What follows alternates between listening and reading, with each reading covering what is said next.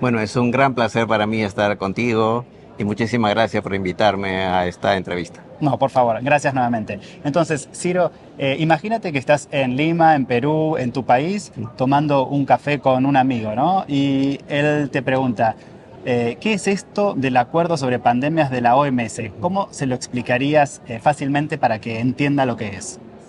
Bueno, le diría primero que el café está muy delicioso, pero inmediatamente le diría que los países del mundo, de todo el mundo, se han unido para aprender de los errores en el pasado y que han logrado llegar a un acuerdo sobre las pandemias. Yo les diría que este es un esfuerzo de muchos años, pero que llegó a tener un resultado muy exitoso y que en última instancia va a repercutir en la salud y la vida y el bienestar de la población de todo el mundo. Eh, Ciro, también, ¿qué sería lo que cambia a partir de la aprobación de este acuerdo? Bueno, hay un cambio fundamental, pero antes de hablar de los cambios, yo quisiera resaltar que esta negociación ha sido hecha por los Estados miembros y ha sido decidida por los Estados miembros. Y el primer artículo habla de la soberanía de los Estados para poder legislar sobre la salud de las poblaciones, sobre las cuales son el principal responsable, tanto de la salud como también los primeros responsables y de generar la capacidad para prevenir y responder a las pandemias. Entonces, en algunos elementos, el primero ya hablamos sobre la transferencia de tecnología, es uno de los elementos fundamentales. El otro es cómo mejoramos la capacidad de vigilancia y prevención de enfermedades, vinculando a los sectores de salud humana, de salud animal y de salud ambiental. Es decir, la estrategia de una salud, pero mucho más específica, vinculada a prevención, preparativos y respuesta a pandemias. Ese es un artículo que procura que en ese intercambio entre los sectores podamos detectar a tiempo cualquier patógeno que pudiera generar epidemias y, por otro lado, podamos implementar las medidas de prevenir una pandemia a tiempo y, si es que ocurren brotes y epidemias, podamos compartir esa información inmediatamente entre los sectores y procurar una respuesta más adecuada. Entonces, ¿cuándo va a comenzar a aplicarse o a entrar en vigor este acuerdo aprobado recientemente aquí en la OMS? El acuerdo va a requerir que este anexo se apruebe. Una vez que este anexo sobre PAPs, del acceso a los patógenos y participación en los beneficios, se acuerde en la próxima asamblea, entonces se generará la conferencia de las partes. Una vez que se genere la conferencia de las partes, los países comenzarán a firmar el acuerdo y luego también simultáneamente se negociará el mecanismo de financiamiento para que se implemente este acuerdo. En todo momento, desde antes, durante y después, los países son soberanos en establecer sus mecanismos internos. Los países son responsables de generar leyes, de aplicarlas y de poder específicamente vinculadas, por ejemplo, a este anexo, porque son condiciones distintas de los países. De tal manera que la soberanía de los países se mantiene siempre, es decir, no se afecta. El secretariado de la OMS, sin embargo, recibirá instrucciones por parte de los países firmantes para que establezca un porcentaje específico de esos beneficios o de esos acceso a suministros, vacunas, medicamentos, pruebas de diagnóstico y que lo pueda distribuir a los países que lo necesitan más. Cuando digo necesitan más, es para poder, primero, evitar que un brote se transforme en epidemia y luego evitar que la epidemia se transforme en pandemia. De tal manera que el objetivo principal es detener un brote en el lugar que ocurre. Una vez que se disemina, es mucho más difícil y van a haber condiciones, digamos, características o condiciones difíciles para poder determinar y a quién le entregamos y cuándo le entregamos. Pasó durante la pandemia, donde teníamos brotes masivos que le llamaron inclusive zonas de desastre en Nueva York, en Guayaquil, en Loreto. Mientras tanto, las vacunas, los suministros, se distribuían a otros lugares que en teoría lo necesitaban más, porque efectivamente tienen menos recursos, pero no tenían brotes. Y entonces eso explica por qué la letalidad y la mortalidad como producto de la COVID-19 en las Américas es más alta que en otras regiones. Recibíamos en promedio entre el 1 y 2% de lo que se distribuía globalmente, mientras nosotros teníamos la transmisión más activa del mundo.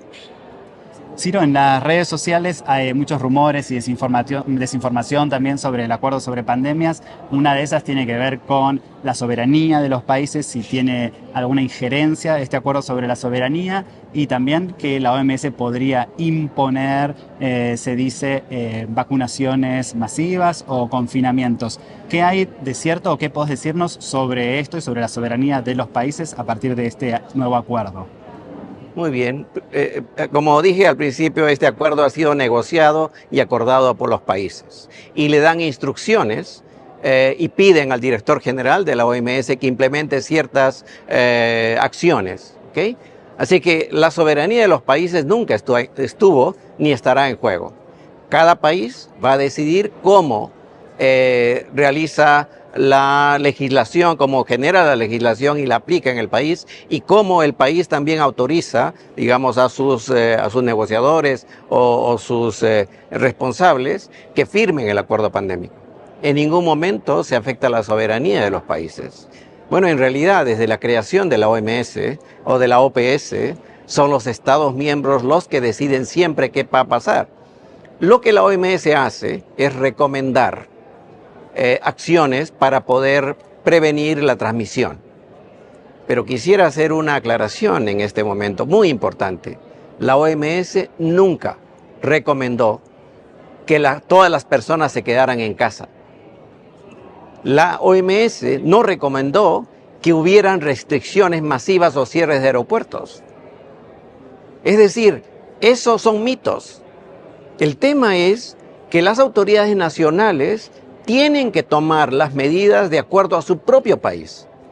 Y cada país tiene no solo el derecho, la obligación de tomar sus decisiones para proteger a la salud y el bienestar de su población. Y cada país es libre de hacerlo. No hubo un mandato ni una obligación de la OMS para que lo hicieran. Pueden buscar todos los antecedentes. En ninguna de las conferencias de prensa, ni en los documentos, menciona que todas las personas tienen que estar en su casa o menciona que tienen que cerrar los aeropuertos. En realidad, la transmisión de las enfermedades, incluyendo en epidemias, el factor más importante es tener la capacidad de detectar a tiempo y luego enfrentar ese nuevo patógeno que entra al país. El cierre de fronteras o que todos se queden en casa no es una medida que recomienda la OMS. Ciro, otro de los rumores que circulan tiene que ver con que dice que a partir de este acuerdo o que este acuerdo beneficiaría solamente a países ricos o a los laboratorios, a las farmacéuticas. ¿Qué podés decirnos sobre este tema también? Bueno, en esencia la razón de de establecer este acuerdo pandémico es que los países que no producen medicamentos, que no producen suministros para controlar una pandemia, se beneficien del acceso. Y es por eso que todavía no hay consenso en cuáles son esas características y condiciones. Y es por eso que el acuerdo pandémico ha decidido que un grupo de trabajo intergubernamental negocie durante un año más esos criterios, esas características sobre el acceso a los patógenos y luego su participación en los beneficios. Y participación en beneficios claramente no es participación de los beneficios de los países del primer mundo o de la industria. Es participación en los beneficios de los países que detectan a tiempo un patógeno y que comparten el patógeno con otros países. Y con eso evitamos que el patógeno circule en otros países sin conocimiento. Pero durante la pandemia vimos algunos ejemplos en que los países que compartían que hay una nueva variante de la COVID-19 sufrían las consecuencias en lugar de agradecerles. ¿no? El objeto principal de compartir es que está protegiendo a la otra persona, que hay un patógeno que se detectó en mi país y entonces te aviso para que en tu país estés listo porque puede ser que llegue. Imagínate que no lo digo. Sería muy malo. Y entonces este acuerdo pandémico hace ese cambio, el cambio fundamental de que promueve, incentiva que cuando alguien detecte un nuevo patógeno o un nuevo brote, lo comunique a tiempo para que todos juntos podamos detener el impacto de una pandemia. Ciro, vemos también que muchos virus emergentes provienen de los animales. ¿Podés explicarnos un poco esto en qué consiste? Porque vemos que en el acuerdo se habla mucho del concepto de una salud, de una sola salud.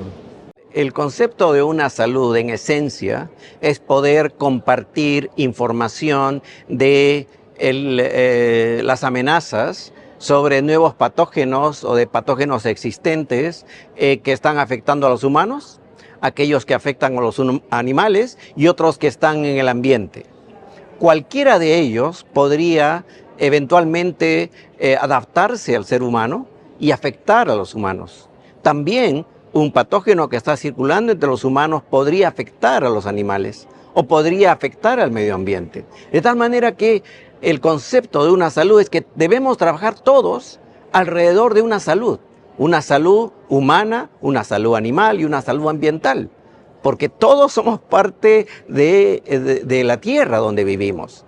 Y entonces en ese enfoque es que la responsabilidad del sector salud, y que entonces protege a solo los humanos, debería compartirse con el sector animal, que protege a los animales y que protege, por supuesto, muchos elementos que son fundamentales para la vida humana, y por el otro lado también al ambiente, de tal manera que juntos podamos detectar a tiempo algún patógeno que afecte a uno de ellos y entre todos podamos trabajar juntos. No es tan fácil. Los ministerios de salud, los ministerios de agricultura, los ministerios de ambiente no necesariamente trabajan juntos. Casi siempre hay sistemas distintos de vigilancia y de reporte. Y los impactos son distintos. En uno es básicamente la salud y el bienestar de las personas. En el otro la salud animal y la economía. Y en el otro, por supuesto, el establecimiento y el equilibrio del ambiente. Son distintos procesos, pero todos cohesionados sobre una salud. No estamos hablando de una sola salud humana. Estamos hablando de una salud porque está conjuntamente entre esos, principalmente esos tres sectores, y pueden haber otros más. Ese es el concepto de una salud. Ciro, ¿y cuándo vamos a ver resultados concretos de la aplicación de este acuerdo para los países de nuestra región? Sí, el acuerdo pandémico está de esta manera, normalmente demora años en que se traduzca en algo mucho más concreto. Desde el punto de vista de los principios del acuerdo pandémico y los artículos que están allí. En la región de las Américas, como sufrimos tanto, y que además hicimos una evaluación externa independiente de la respuesta del secretariado de la OPS a la COVID-19, muchos de esos hallazgos se están implementando en las Américas. Por ejemplo, la producción regional.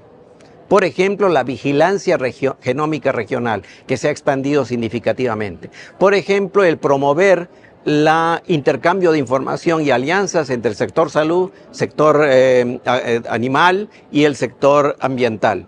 Son elementos que ya están en marcha.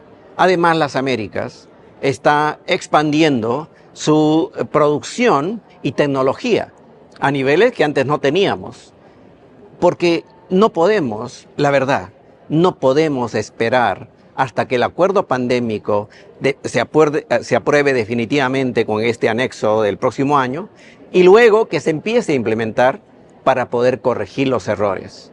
Las únicas lecciones aprendidas son aquellas que permiten mirar hacia atrás, analizar en qué nos equivocamos, corregir los errores y mejorar las condiciones para que podamos prevenir, prepararnos mejor y responder a las siguientes emergencias. Solo así llamamos lecciones aprendidas. No son lecciones escuchadas, no son lecciones encontradas. Para nosotros lecciones aprendidas es que hacemos un cambio hoy.